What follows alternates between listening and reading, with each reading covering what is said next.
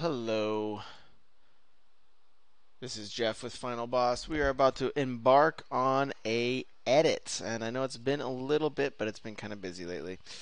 So forgive me for my tardiness, but it is time to make some editing happen, ladies and germs. So get excited. We are going to edit Inky Magicat and the Lonely Magicians. Screenplay by Gregory Mandarano, otherwise known as Majin Raza, Anthony Hutchison, and Alfino Di Lena. Story by Alfino Di Lena. So get excited. This is going to be the screenplay you embark on. Sometimes, and this is not something I'm saying is going to happen here, but sometimes in the script reading thing, when you see a lot of names on a script, you get a little bit suspicious because sometimes that it suggests that there may be some differing opinions and stuff like that. So I'm not saying that's going to happen here. It's probably going to be fantastic, but just just food for thought. Anyways, Inky Magicat. Here we go. Fade in. A blank white wall acts as a backdrop for a makeshift stage. Daniel Harper 10, a gentle, delicate-looking adolescent, walks out in a black sotino and bow tie, struggling to haul out a Victor the Great Magician trunk. He sets it down in a huff. This may be just like me being weird and nitpicky, but yeah, I guess it's fine. I wonder if why Victor the Great would be italicized versus just bolded or just underlined. Why?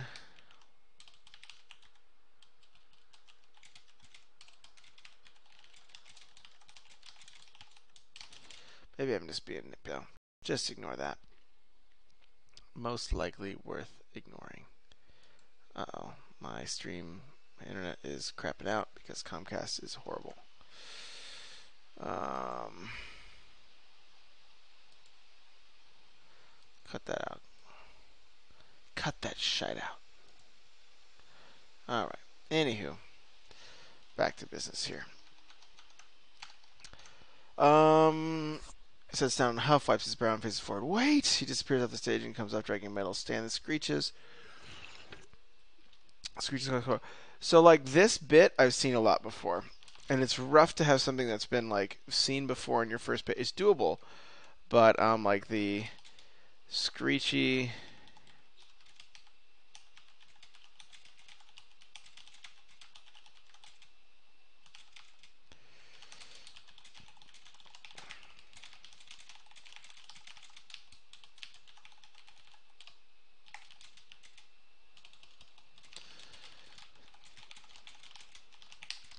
Yeah, so like it's sort of like, yeah, you can use a bit that's been done before, like that's totally cool, but just like, give it that extra little bit of spice. Like just try to figure out, okay, what's gonna make this? All right, I gotta zoom that in a lot.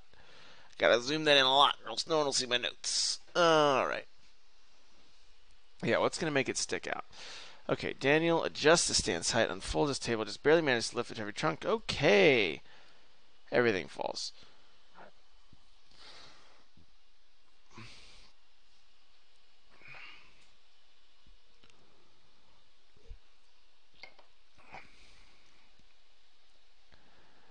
Pulls out. It's a long montage. There's a lot of stuff. Lots of magic fail examples in the montage. We get it after a while, so pick the best three, I would say.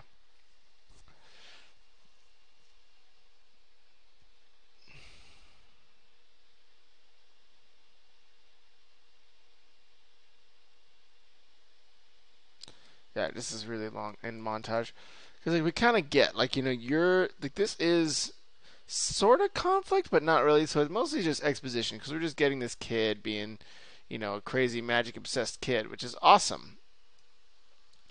But yeah, but yeah, just food for thought. Okay, antique furniture, potted plants. There's Daniel sitting in the pose.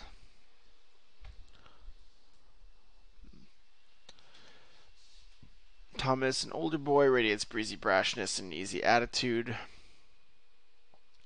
If a bit too overeager. So Tomas's description is not very clear. Thomas's description needs to be a bit more visual, and I'm going a little bit more exacting here because I know Majin Buu's written a number of screenplays, so I'm just kind of gonna cut to the chase. What does breezy brashness look like? Like leather jacket.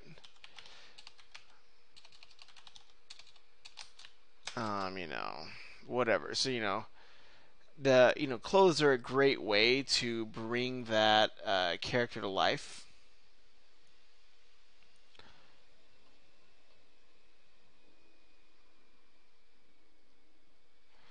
So use the clothes to show that he is brash and easy, or maybe he's smoking a cigarette. Speaking of, I'm gonna get a vape. BRB.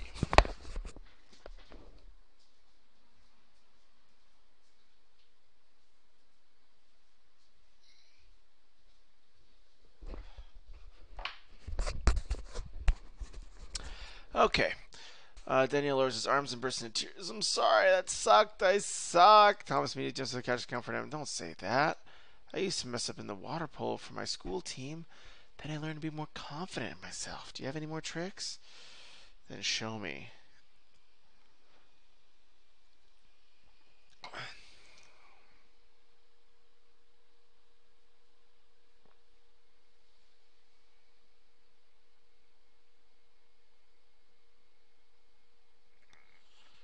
Cringe.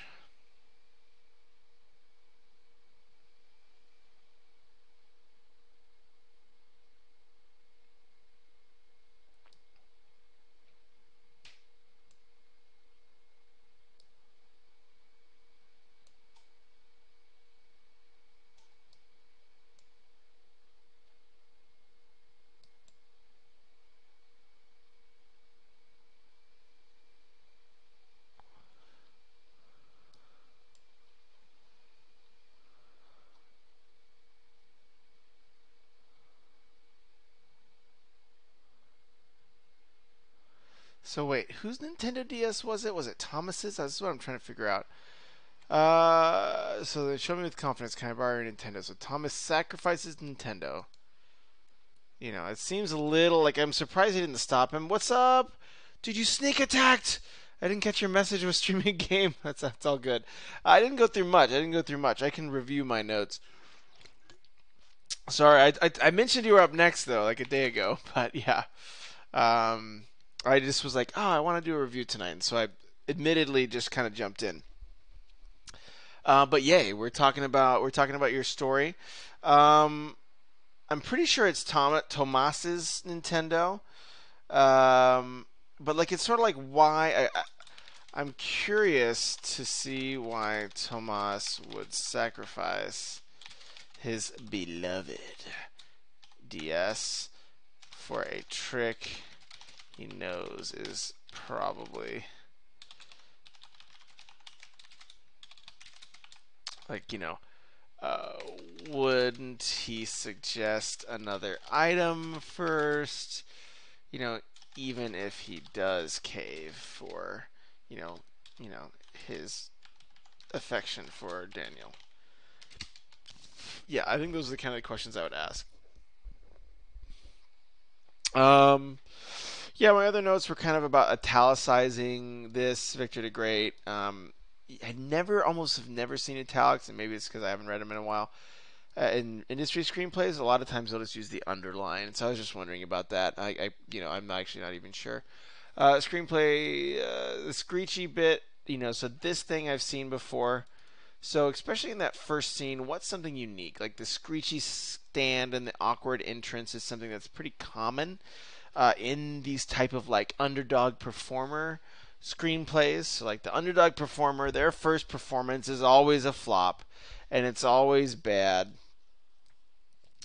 Victor the Great is the second protagonist. I see. I see.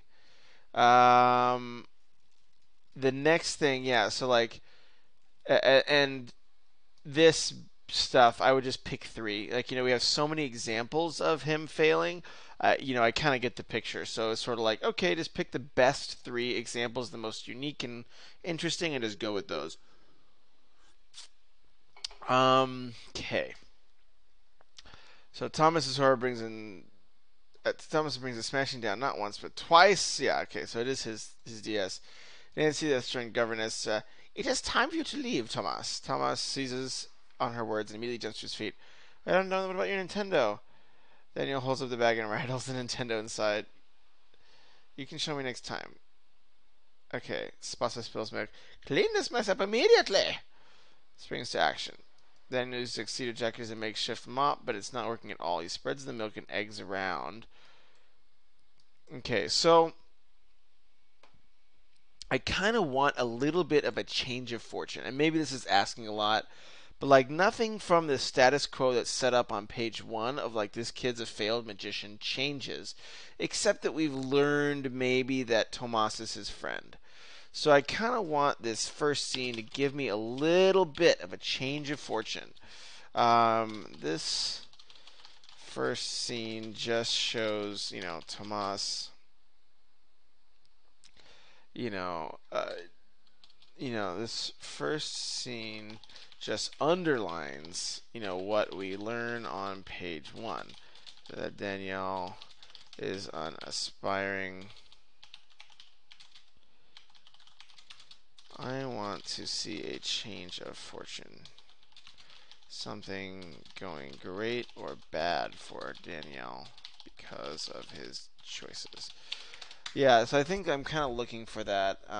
Yeah, what I was thinking was having a lot for an opening credits montage.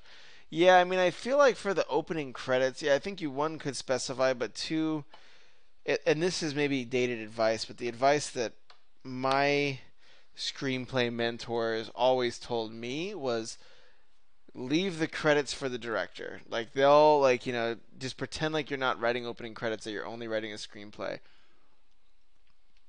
But obviously things may have changed. I haven't like really dug into like the ideal whatever as much lately. But when Daniel spots Nancy counting a stack of money and Thomas eating pounces in quiet confusion, I can't just give you a raise every time you complain, Tomas. Let me break this down. If there was a list of ranked musicians from best to worst, he's not even on it. He's so bad. There'd be whoa, why is he suddenly an a-hole? There'd be an entirely different list from something about how bad he is. So the answer to your question, no, he's not bad. He's the worst. Literally, he's the worst musician that has ever lived. An alert chimes on the house speakers and television prominently.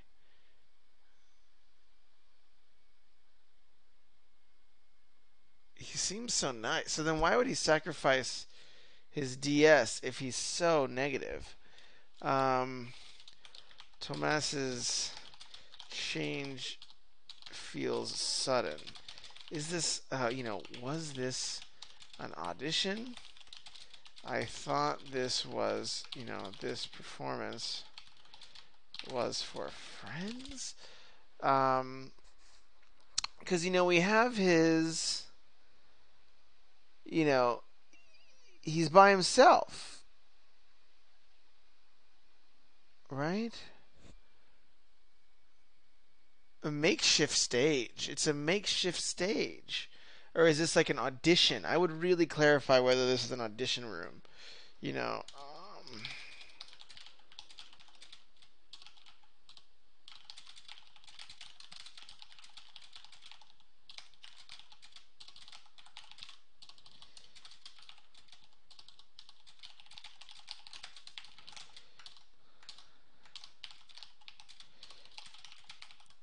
yeah, because I think I wondered too if there was an audience when I first read that scene. So I would really. I do have an idea though. Yeah, he was interested before it was written. Maybe I should specify it's worth noting. I have a director interested in the project and he has received this draft. He was interested before it was written. We'll see how that goes. Your questions get answered. I do have ideas though. Yeah. So I think it's just like, I'm obviously operating or I'm just going to review this as I would a spec screenplay, because the director's influence, you never know what they're looking for. So like, I'm just gonna, if that's okay with you, just pretend that it's a raw spec screenplay. There's no attachments, no nothing, and I'm just gonna try to see what would make this the best raw spec screenplay I have. Also, a long line of dialogue here, so just a heads up. I'm not gonna note that. But just to be aware that that dialogue is pretty beefy, and it's saying kind of the same thing repetitively. If there was a list that ranked magicians from best to worst, he's not even on it. He's so bad there'd be an entirely different list about how bad he is. Boom, and that's it. Because then we just say the same thing. So to answer your question, no, he's not bad. He's the worst. He's literally. I know you're trying to like pile on this horrible feeling, but that's a long. Practice made perfect. Hello. It's a spec, so go for it. Yeah, just hyping that. Gotcha. That's awesome. Well, hype. Congrats on getting a director attached. That's super exciting. Knock on wood. Hope I think that's fantastic. So I would love to watch this. I mean, I love the kind of the performance, the performance, rags to riches stories. Nancy turns to face TV as Tomas bids a hasty retreat. Danielle's mom and dad appear. They are Sylvia and Maximilian Harper, both prim and proper, and always seemingly tense in their immaculate, expensive attire. They take one look at Daniel, who's soaked in milk and eggs, and he sobs through a layer of tears and immediately flip. Tell me, what is going on? Nancy, why is Daniel crying? He was just playing with his magic. It's nothing. Wait, Nancy was the evil maid?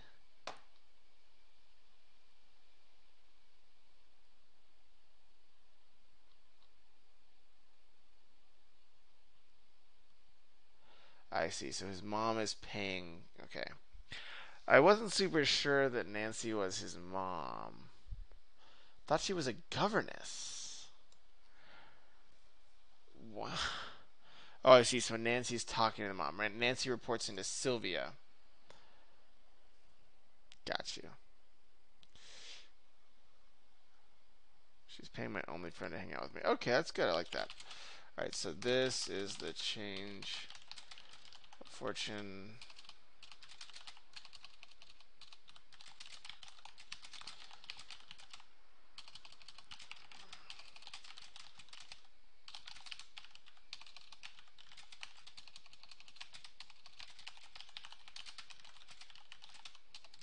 Yeah, I feel like it's just like a little. It's not too much. Like maybe not much, but a little. You can probably cut down a little bit in terms of that beginning matter. That just, yeah, he's paying my only friend to hang with me.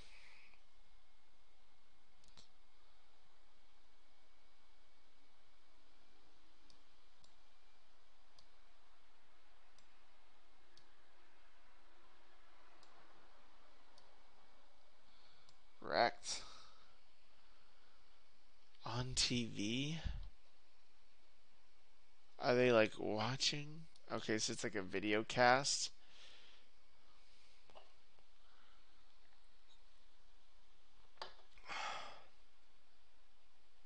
Okay. Danielle's bedroom. Danielle drags his magic set inside. Why are they not there? Well, I guess that's good. It makes them seem more distant. That works. Daniel's bedroom, Daniel's house. Danielle drags magic set inside, dumps everything down on the velvet bag from his big finale Nintendo within. He picks it up, then looks inside and tosses it away. Yeah, I wonder because like that's not a surprise. The fact that like when he looks inside, this is just food for thought, But when he looks inside and finds a broken Nintendo, I'm not surprised. I would be impressed if he'd actually pulled that one off. Then he maybe gives it back and, says, "You underestimated me," whatever. Whatever. That's just an example, but just some food for thought. I've been good, practice. How are you? Nancy is the governess. Yeah, yeah. I've been good. How about yourself, practice? How's life and writing and all the exciting things that come with it? Alright. He rolls over into his back and powers up his cell phone on the phone. Instagram for Alice World Peace. She is Alice, 11, a pretty, well dressed girl with a beaming, confident smile that shines through in all of her pictures. Daniel views her photos of trash on a pristine grass lawn. It's captioned even in the embassy you'll find it. Do your part. He clicks like, and the total clicks go from 2,000 to 2,000 million. Okay. Ricky the bellboy, precocious master of disguise, who we'll see again, delivers the London Times.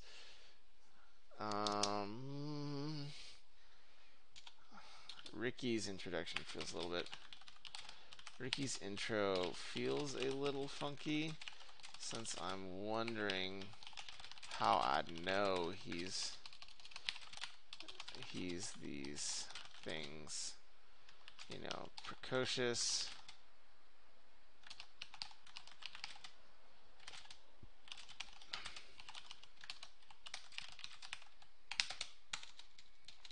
So it's kind of a little bit of a show don't tell moment for me, where I'm like, I don't feel that he's precocious. It looks like he's just a bellboy.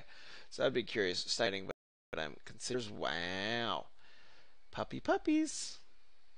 And Nintendo isn't broken. He succeeded. He opens the bag now at a low point 100 pages from now.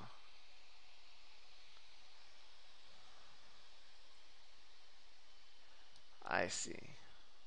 So that's like the big reveal. It's like he looks in the bag, and we're supposed to think now that it's broken, but it's actually not.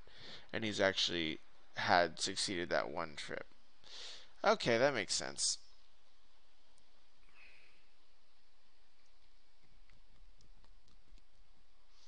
Alright, that can fly. We have to do something. He's practicing magic, Sylvia. Magic. This is a normal behavior. Will you stop going on about him? He's young. He'll get over it. He won't be in hungry for 2 days. Who will look after him?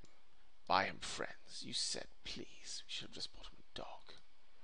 Do you have a Friday's party to start planning? You mean you got it? It's ours? As of 6 a.m. tomorrow morning, the Houdini Street Theater Company and all of its assets will be mine, including Houdini's necklace. The master plan is foolproof, but what about Daniel? He can't leave him alone. He needs a new nanny. Are your kids spoiled? Do they complain about when it's time for bed? Unruly children throws eggs. They're always making a mess. So it's very like slap this timing, this comedic timing of the commercial happening exactly the moment they, are talking about this feels very slapstick. And I think that's what you're going for, but it makes some stuff feel easy. I think it's easy. It maybe is even something as simple as just setting up the fact that there is this, this tool to like make kids be better or whatever.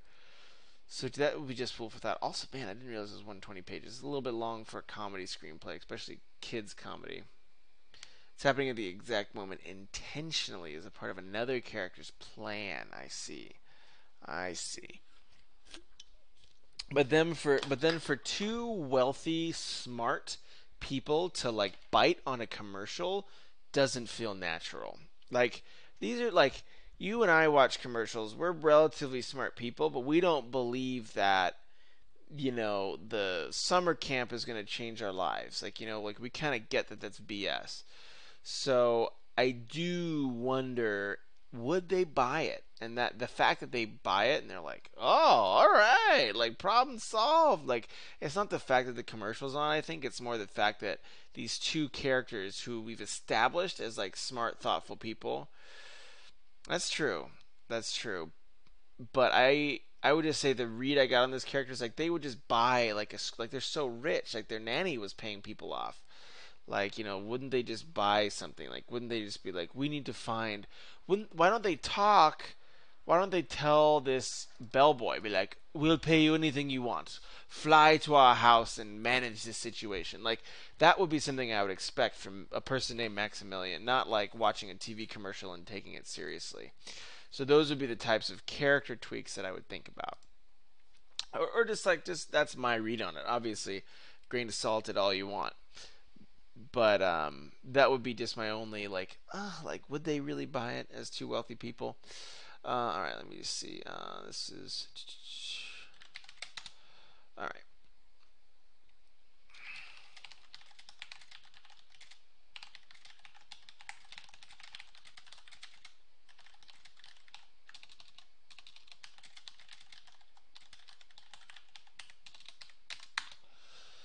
Like you think about those other videos when this happens, and it's usually like the dumb like hillbillies that are like, you know what, Susan, let's do this thing, and it's seldom like the wealthy people, like the kind of the well-educated people are biting on TV commercials. Anyways, oh, they always making a mess. They ever been caught practicing magic? Oh no, not that! Like two wealthy, smart people would realize that something is weird. Like something is like like they would pick this out as like something like creepy going on, unless this is absolute slapstick comedy, which is okay. Um, like two smart people would pick out that something weird is going on at the mention of. Don't let this go on. The door is open, standing ready for action is Linda, 30s, dressed even more formal than Nancy, holds a frown and a cold, pale face and a yardstick in her hand. You need a new nanny. 0800 new nanny flashes across the screen in bold red font. New nanny, new nanny. Linda stands in the action. Nanny poses, 360 around her. Does your kid have no friends? It's not them. It's him. One by one, Linda uses a stick to slap kid's hands. Take control of your child. Map centered over your worldwide coverage. Worldwide coverage. Yeah, I mean, I think they would just be weirded out, but I think it's okay. Um, New nanny, new nanny. Ah! Obey my dog. 1-800 new nanny. That's nanny NANY. Don't let your kids suffer a bad nanny. Call now. Operator standing by. Okay, golden sun dawn rises. Trees. Okay, good. You at least skipped the decision. I think that's helpful.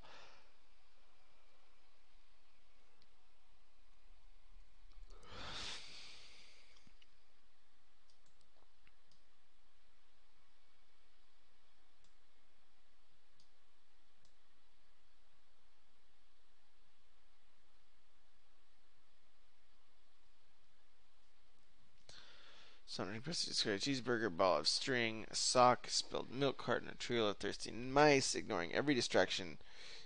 Hot down on the table, sending dozens of loose decks of playing cards. Search packs magic props of all shapes and sizes. Okay, I like the cat. Again, it works in the magic world. It definitely is a bend of the world. I like the magic cat's magic. Feels cool. Hey, there's your writing tip, Majin Buu.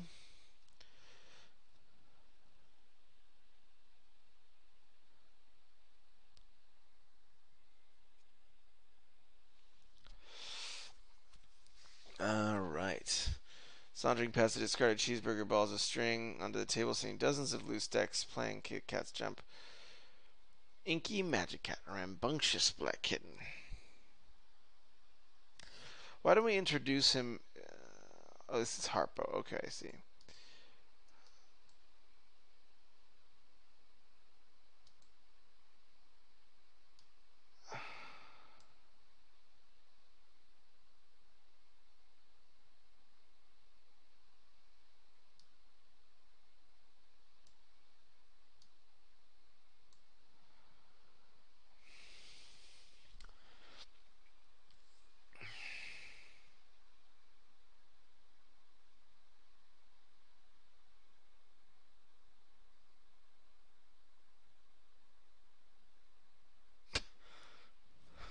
Oh my god. Why is he doing this by himself?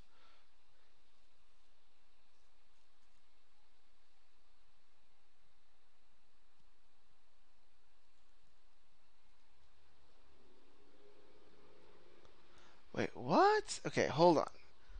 Hold on. I'm trying to figure out the action here. This is a little bit confusing. I'm going to read it out loud. So, two cats come into a basement. Staring at the swimming goldfish is Inky Magicat, glowing with a ruby collar the size of a berry. Harpo sits beside Inky and looks into the water where Victor the Great Houdini hangs chained upside down. His goofy hairdo, okay. Every time we see him, he's wearing a different beard. Right now, it's silly long and the goldfish swim around it. His hands are bound behind his back in handcuffs, and he chews out a golden key from between his teeth. His mustache gets sucked into his nostril, and he sneezes underwater. Buffalo spews from his mouth, and so does a shiny key. He watches and drops and settles the ball, but suddenly he starts to panic. He struggles because it's held, but he's held too tight. They arrange for him stretching down. He can just barely reach the key as Node slides it along the tank floor and does him no good. He screams! And then Nicolette Houdini, his unassuming sister, knocks on the glass from outside, gets his attention. He holds up a plate of tuna fish and a cup of coffee, then puts them on the floor. The cats go straight for it. For the cup of coffee? One swift motion, and then he's free, instantly unchained. How? Did she let him out? The beard trick is his MO. Okay.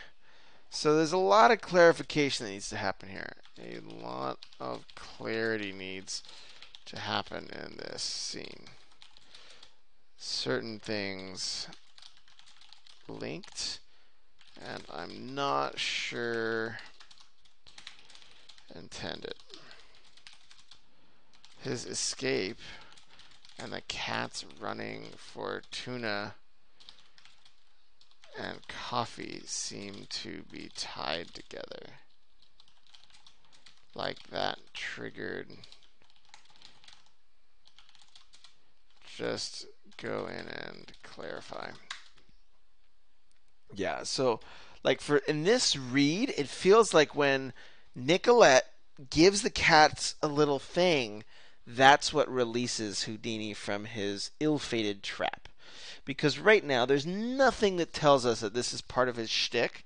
It just feels like he's literally just in his own house about to die, which seems kind of like a bad choice on his part. But yeah, be right back.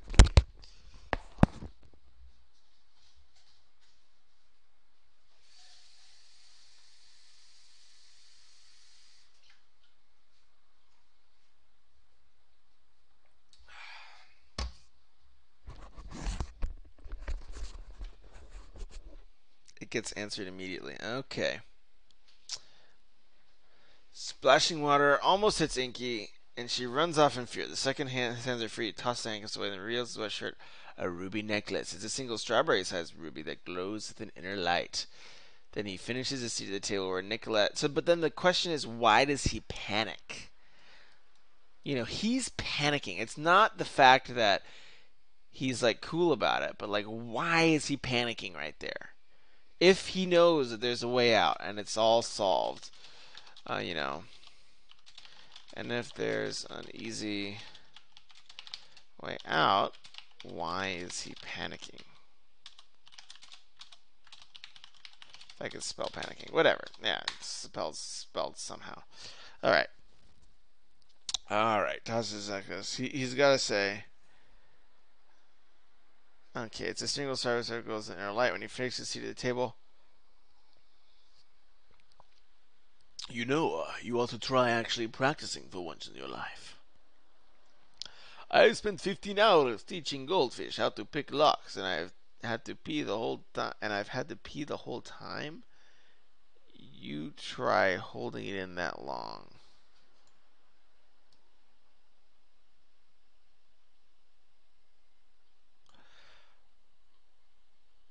I'm a little confused about the context of the dialogue. If the magic worked on me, I would. Victor dismisses her with his hand in a dramatic scoff. It's a crunch, Victor, and you'll never be a truly great magician if you continue to rely on it. Please, you're an actor. What do you know? It's a crutch. Okay, so he's a real magic. So he has real magic, but so he can talk to animals with that thing. Yeah, so I would say that this does not accomplish, I think, what you're trying to accomplish. It feels a little bit out of context and confusing. This dialogue feels like it's coming out of left field and it's confusing. I think what you're going for is that, with the necklace, he can talk to cats. But, why did he panic? And how did the cat help him get out? Or was it a goldfish? This needs an enormous amount of clarification. I feel like this is good. I like the idea behind this scene, but it's buried. It's very, very buried with a lot of fluff and a little bit of obfuscation. I feel like we're trying, like there's a little bit of like trying to kind of make snappy dialogue where clarity is kind of getting lost among the snappy dialogue. So that would be something just to watch out for, I guess. Snappy dialogue is starting to inhibit clarity a little bit. All right. Okay, Andre Houdini, and I guess that's Victor the Great. No, Victor the Great. That's another Houdini. Okay, Andre Houdini barges down the steps in a huff. Despite his numerically young age, he's dressed like a grandfather. Where's the bags of an? Where's the bags? Where? He has the old people have bags.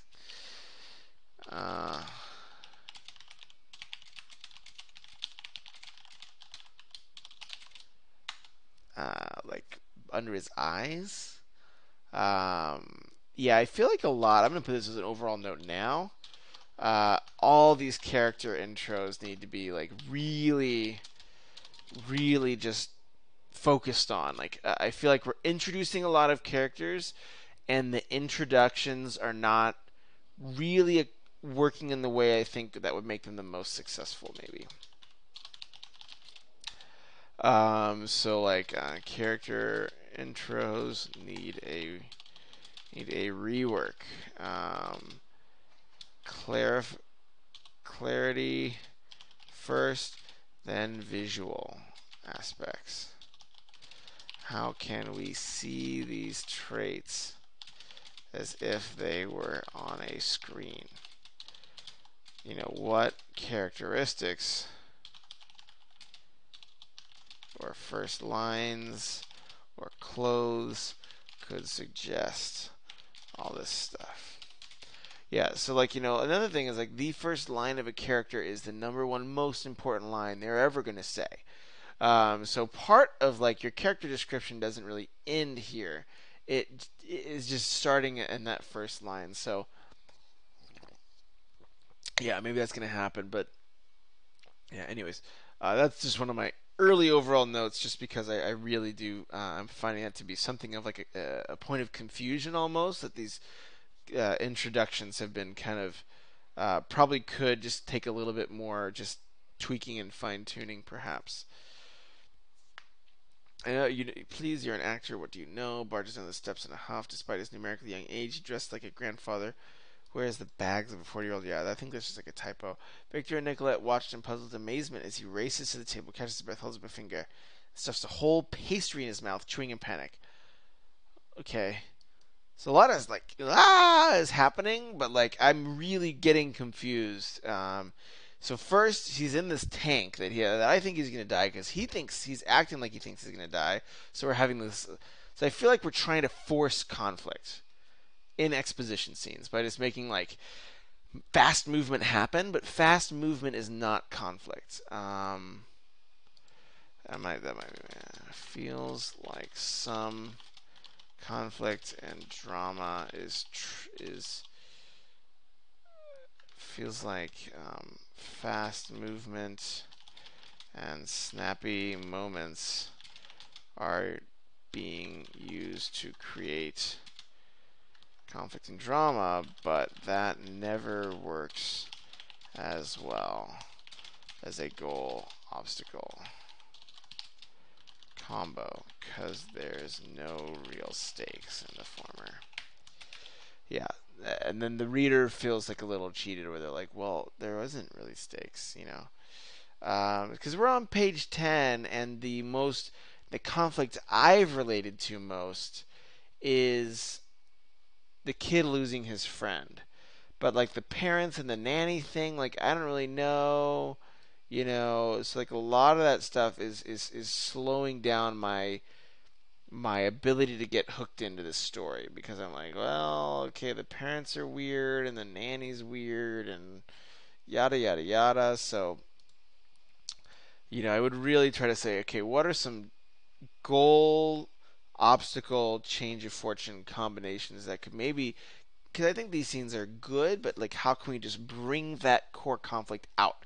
And I think some of it is there, but it's just buried under a lot of stuff and a lot of.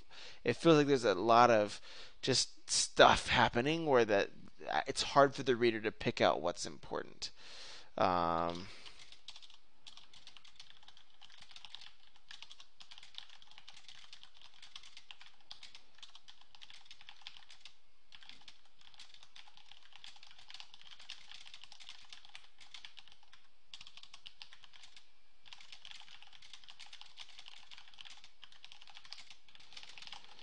all right. What's wrong? Hustle and bustle of heavy boots. We're bankrupt. Okay. So I like that opening line, but how does a stuffing a pastry? Is he like trying to get one last bite of food before he goes under? Those feel like a little bit odd. I think character motivations, really need to look at. Character actions, motivations might need an extra look. Ask would uh, some actions feel just like off in terms motives. Andre's always anxious and eating things. He loves dessert. I see. So that's supposed to be kind of a characteristic action. I see. Um, it's okay. That's really helpful to know that that's supposed to be like a characteristic of his. I would bring him into the scene first. Bring his scene goal in. Like he stomps downstairs dizzy and he's like, "We're bankrupt." And then he's like, as they talk, then he starts eating compulsively. Because when you lead with something like that, the reader thinks it's important to the scene. If you just have the scene start and happen, and then have him do that, it will make it feel more like a character thing. Because the way it's placed in the pacing of this scene feels like it's important. So I think that it's probably, uh, you know, um, perhaps lead with the scene as like the scene convo first, uh, then intro this characteristic of eating compulsively. Whatever, I can't spell today. Me, me, me, me. Okay. Yeah, I love desserts too. I think me and Andre got a lot in common. Andre eats okay, doesn't burly movers with don't mess with me attitudes.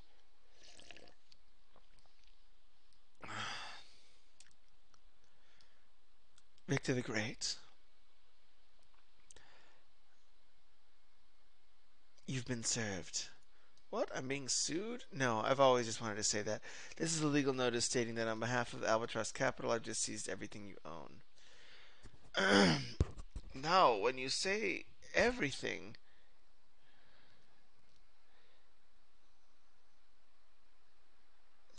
I like that image. Everything. Oh, I was going to say that too.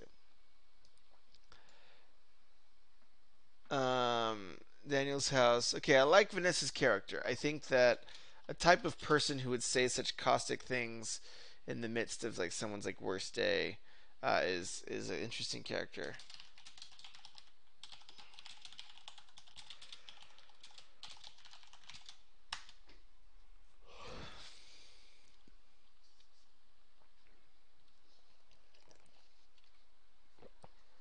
Combs his hair. Okay, Danielle's cleaning up for bed.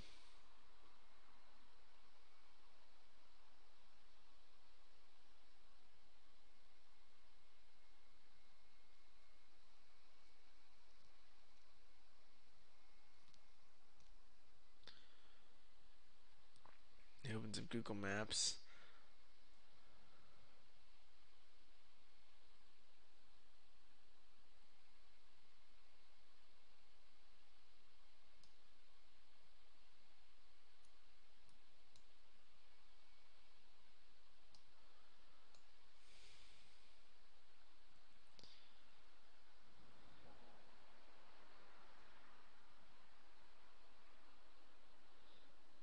$40,000 Is that florins?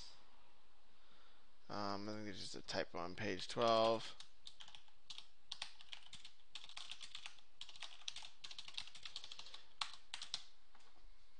It's 50 million, Victor.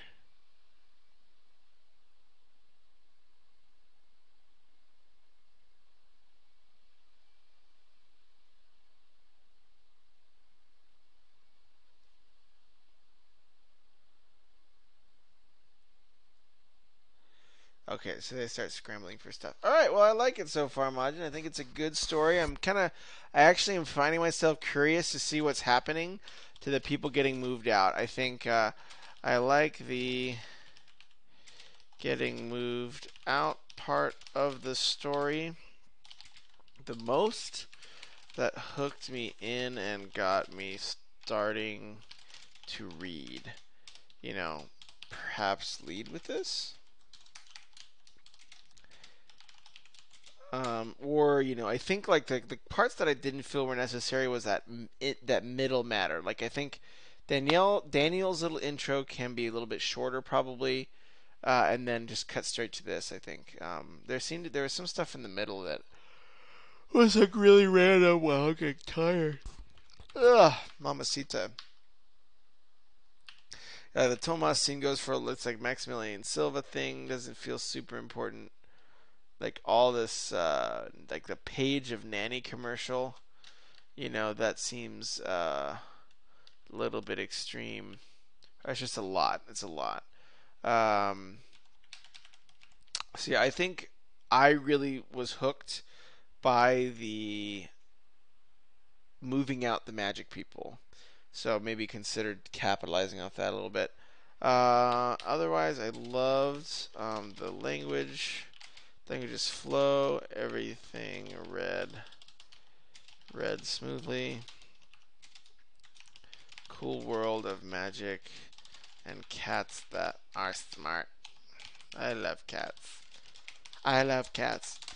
The end. All right. Well, great job. I think this is an awesome start to a really a great screenplay. Something that I think will be cool to see evolve. I think you got a really good foundation here.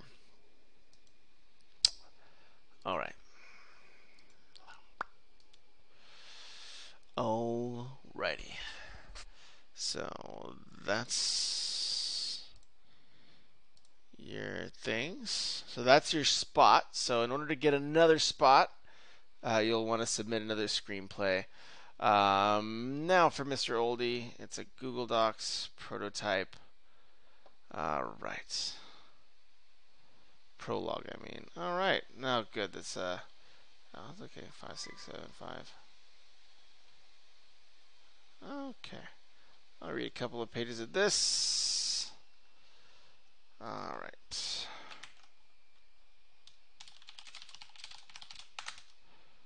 Eesh.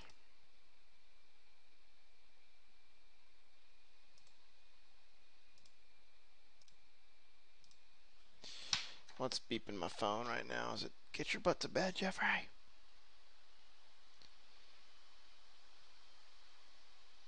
Alright, finally. People are paying me my money. Alright.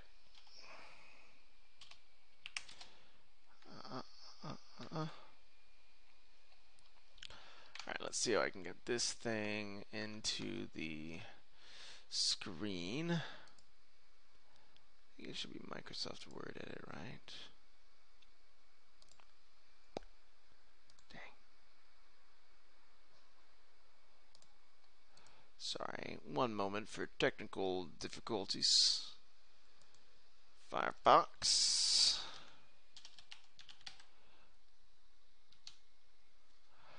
Alrighty.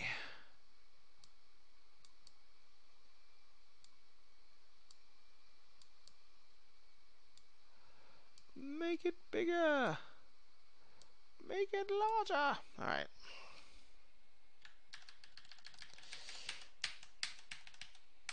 Alright, we did it. We got a prologue ready to rock and roll. Yeah, let me know if you have any questions about my feedback, Majin. Hope that was helpful. Victor's an amazing character. Yeah. Fortnite is the national security of Hungary. Oh, well then I'm dumb. Because I'm Hungarian, I don't even know that.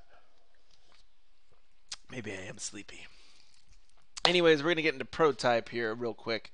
I'll probably make this a little bit of a more fast one. But if I'm unable to finish this in a satisfactory way, I will go back and read it later.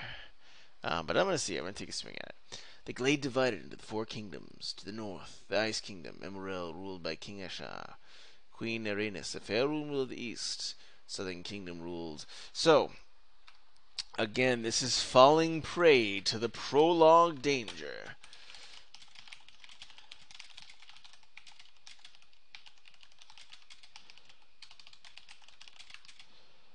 Start with a scene with drama.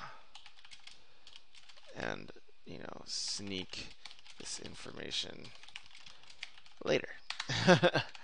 Yeah, and I know that's like it's a thing that every fantasy writer is. It's a battle. Every fantasy writer ever is like, oh, I have this cool world. I want to just give it to you at first so I can get it out of the way and then move on with the story. That's a very risky. It's a slippery slope. So just be aware. And finally, to the west, Lord Engrand, found in Loch Woods, the four biomes joined by one small island in the middle of the four. Pure white chalk moon temple, laying on small floating rock, with water falling up the sides of the four biomes. Interesting biomes. Okay, ice biome thick with mist. Sounds like a torch. Trees pouncing the edge. However, canopy bright colors. To the west, evergreen trees. The beaver stone biome.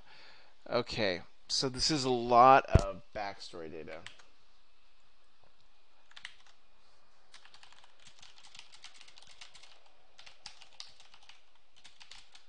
This will slow down the read and even lose some readers. The best hooks are characters and, gold with goals,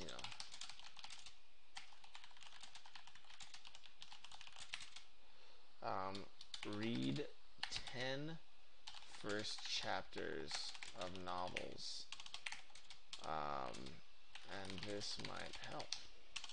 Yeah, I think that's one of the best exercises a writer can do. And guess what? You don't have to pay a dime to do it, which is go into Barnes and Nobles, go to the popular fiction, the top 10 lists, or if you like fantasy, go to the fantasy section. Doesn't matter. Just pull 10 books out of the shelf. Read the first pages of those 10 books, and you might find that these types of intros will be very rare, if not non-existent. The only time I've seen it in a published work is when they had an extremely strong narrative voice that was like explaining the world and being like, well, the dumb old king was, up in his castle, kinging around, like, like really corny, hokey stuff, and it was still bad, like, but it was at least readable, so try to, just move on with the story. Try to get to the story as fast as possible, get to something happening. And I'm going to kind of move forward a little bit to see if I can even find that moment. All right, the 4 biomes, the airfield, the west. Okay, an average-sized man, mid-40s, compact hair, flowing his jawline. Okay, so here's when we start getting to the story. It feels like the three walk into Elderberry Grove under the light of the canopy. Okay, so here's where we get to the story. Perhaps start here. Also, this character description feels very sterile. When using a narrator, think of your narrator as a person like you or me. How would, your grandpa telling the story describe this scene? This character, I guess. Yeah, so I think one of the things, especially with prose, is the narrator. It's okay for the narrator to have a personality or a voice, or to talk in a funny way, or to use idioms and say, this, he was a sloppy type, you know, he was average, size, but he was fatter than he should have been. He, should be exercising, but he really wasn't. And of course, because he was so wealthy, he was wearing a snow leopard coat. I like that you described the clothes. I like that you described the character clothes. I think that's really, really helpful.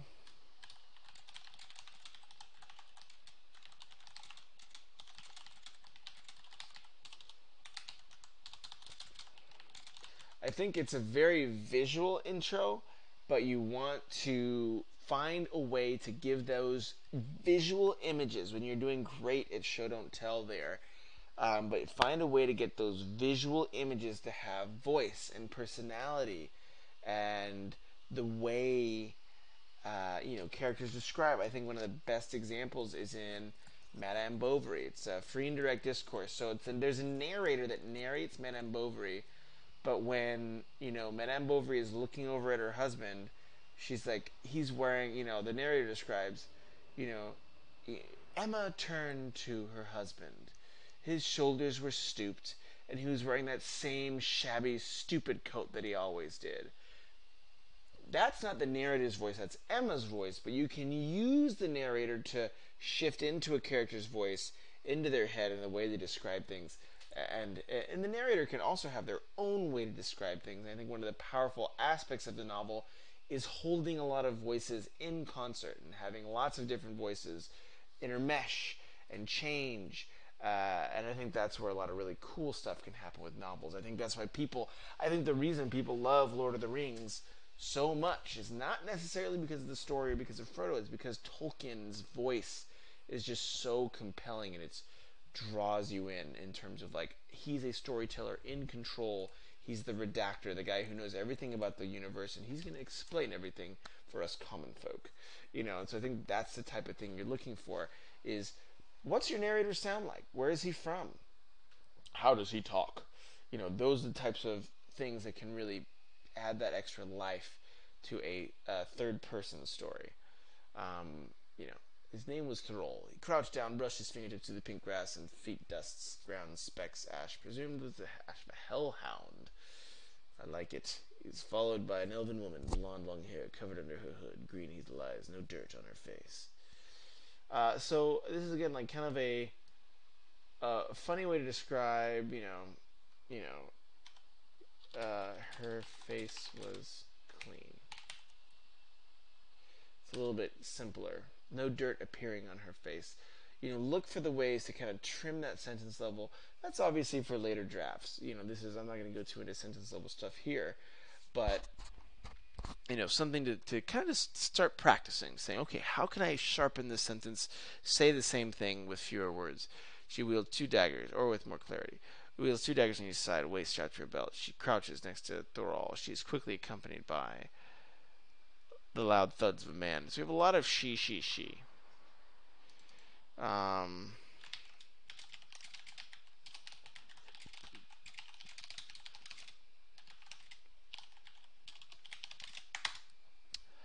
Three walking elderberry grove. Okay, so she's quickly accompanied by loud thuds of armor, long sword.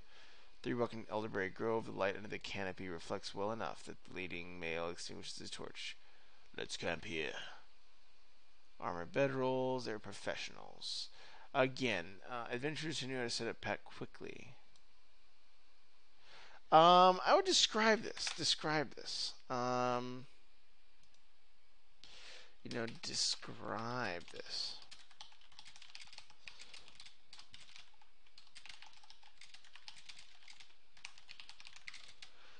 So you're looking to say, they broke into three. The man Boren collected wood in a minute, stacked it into an efficient teepee, and with one spark lit the fire. He sat back waiting while the woman Thrall, no, that's the other guy, but we'll say while Thrall, uh, you know, expertly, set up the tent, throwing a lash over the tree with like a with a deft motion. So we know that these people are experts by the way you describe their action. I think that's a show don't tell. Um, you know, show the deft, you know, twist of a rope that suddenly jerks the tent upright. You know, Throld turned to the armor knight. Nice campfire. I tried, Throld, I really do. Anyway, the female elf pulled her daggers out of her hilt and sharpened them while waiting for the venison to cool. Half an hour passes. The adventures here at Wolfstown. So a lot of this transition. So this is actually a really hard thing to do, and a lot of people encounter it, where they say, oh gosh, what am I going to do here? But time passing is a tricky thing. Try to make it more visual. You know, you know, you know. Well, Eamon sat back, staring at the stars as they rotated overhead. She didn't know how much time had passed when Boren tapped, her shoulder. That's an example of a way to say, hey, I don't want to just, I think I like the fact that you kind of are very factual. You have a very factual narrator, very to the point. But, even if you keep that more factual voice, you do want to look to give those facts in a dramatic and interesting way in the scene. The venison sizzles happily over roasting fire is ready. Okay, sharp knife eats it. What have we accomplished today? We started in the town after a night of pub roll and drinking all sorrows away. We shouldn't have done the keg challenge. They share a laugh. After recovering from major harrows, we head out to find a bounty. We spoke to a landowner. So this recap. So I like that you have the backstory thought out. Great that you have the backstory thought out. But remember, it sometimes feels unnatural if in dialogue, if a character tells another character something they already know. So like these characters know what's happened between them. They both. So if he's like, remind me what we did today. It's sort of the reader will say, well, but why? Doesn't he already know what they did? Like they were both there. So I think that's just something that it's okay. Your reader, trust your reader. He doesn't have to know everything. It could be something that's a little bit more obtuse. Be like, man, you really kicked that guy's butt in the ball fight today. And the other one's like, oh no, you cracked a chair over his teeth. Whatever that, the hillbilly, voice would be. Nightcrawler was a good horse. Shame he's gone now. Ooh, they lost a horse. That's sad. Found ourselves here. They got quieter after the meals. The adventurers got into their bedrolls and went to sleep till dawn. The later's welcome. Inhales a breath.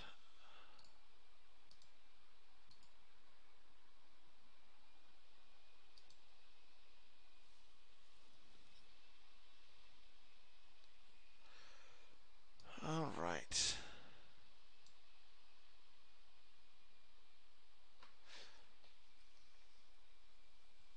And I'm going to probably go for another about 5 minutes or so. Maybe this page will be the last one. They're all, because these are all single space pages, so usually I only do double spaced, anyways. This is the first wake up sound of the roosters. He inhales a breath of campfire smoke. His next wake up outside our tent, we can see the outline of Thrall moving around.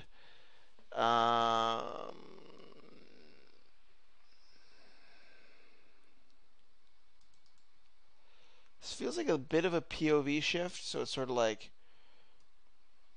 yeah, so feels like a POV shift coming from her perspective. Perhaps choose a character to do a close third person narrative from.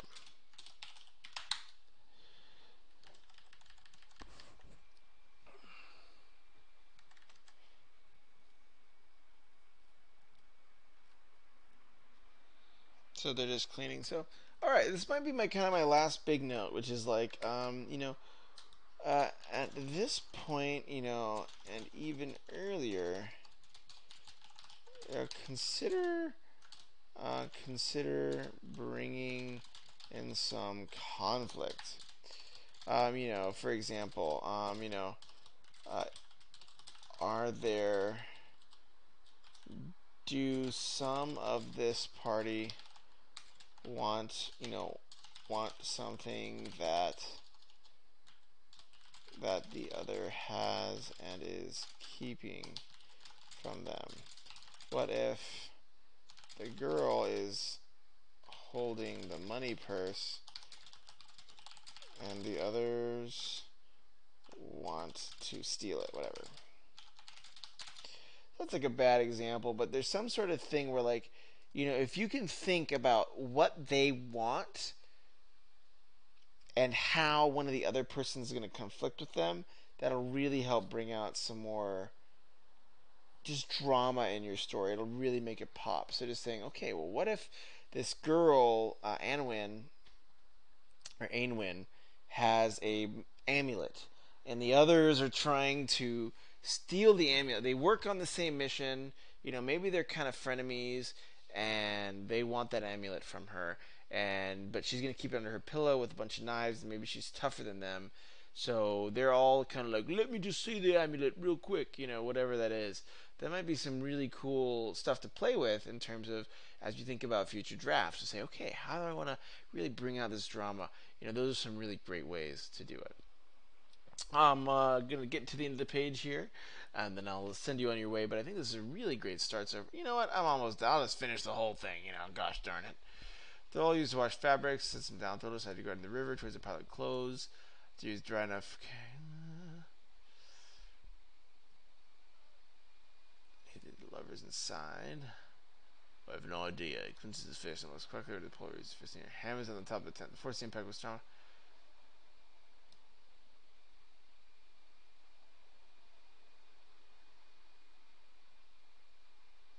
And a friendly way.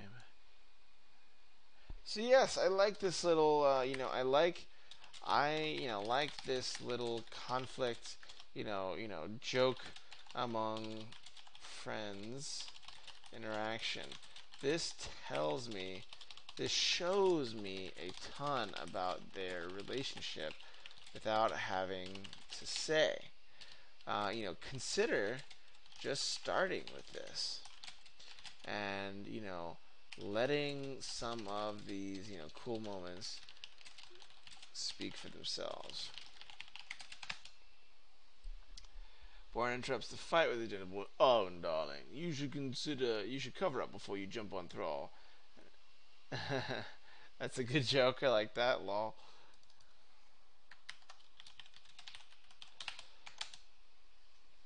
It comes into you confused. She calls Born and throws a turn. They walk towards her and perceive a pile of ash. You know what happened? They don't know how to wake up. Athena held behind them. They turn towards the noise in which, on top of the hill, they see a bright glow start to blind them. First, a direwolf appears, then another, and they are followed by an elf. Ooh, nice. Now leads you to come. If it weren't for his scouts, those fires would have been stopped. So yeah, I mean, maybe consider it. Consider making this a command they don't want to follow.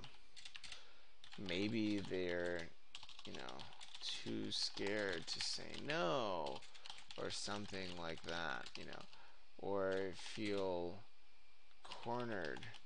This, a simple change like that can help generate the conflict and drama you're looking for. And I'm going to give you a book recommendation because I always do. So you're writing fantasy fiction, so I'm going to give you the fantasy fiction formula. Just buy this book; it's going to be great. You'll thank me. Buy this book, and you'll thank me. I'll even write it in. All right, well then there you go. That's a great book, and it's a helpful resource. I think you have a really great start here. I think it's a lot of good material.